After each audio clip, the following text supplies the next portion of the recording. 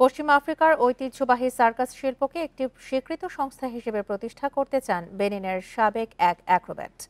এজন্য circo Benin circus school প্রশিক্ষণ কেন্দ্র গড়ে তুলেছেন প্রাইম এজেন্স নামে ওই সার্কাস পারফর্মার।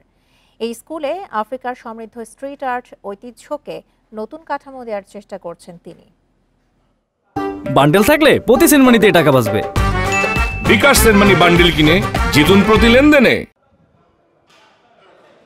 সাবেক স্ট্রিট অ্যাক্রোব্যাট এবং আন্তর্জাতিক সার্কাস পারফর্মার প্রাইম এজেন্স পশ্চিম আফ্রিকার সমৃদ্ধ স্ট্রিট আর্ট ঐতিহ্যকে নতুন কাঠামো দিতে সার্কো বেনিন সার্কাস স্কুল চালু করেছেন তিনি। সার্কাস নিয়ে ফ্রান্স থেকে ডিপ্লোমা করেছেন এজেন্স। কানাডা, ব্রাজিল ও সিরিয়া সহ বিভিন্ন দেশে পারফর্ম করেছেন তিনি। বেনিন এবং আশেপাশের অঞ্চলে সার্কাস আর্টকে কেবল স্ট্রিট আর্ট হিসেবে বিবেচনা করা হতো। তাছাড়া এটি ছিল বেশ পুরাতন, তাই এমন একটি স্কুল বা প্রশিক্ষণ কেন্দ্র প্রতিষ্ঠার প্রয়োজন ছিল যা সমসাময়িক সার্কাস আর্টের সাথে সংশ্লিষ্ট নিয়ম এবং কোডগুলোকে সম্মান করে।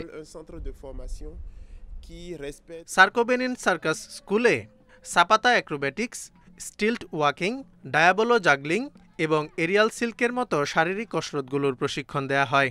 এসব প্রশিক্ষণের মাধ্যমে অ্যাক্রোব্যাটরা চাপের মধ্যেও একাগ্রতা, পারস্পরিক আস্থা, দ্রুত সিদ্ধান্ত গ্রহণে পারদর্শী হয়।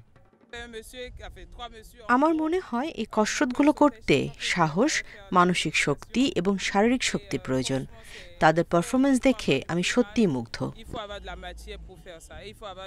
এরই মধ্যে বেশ সাড়া পাচ্ছেন এজেন্স ও তার দলের সদস্যরা। পশ্চিম আফ্রিকা জুড়ে সার্কাস শিল্পকে একটি স্বীকৃত ক্যারিয়ার হিসেবে প্রতিষ্ঠিত করতে চান তারা।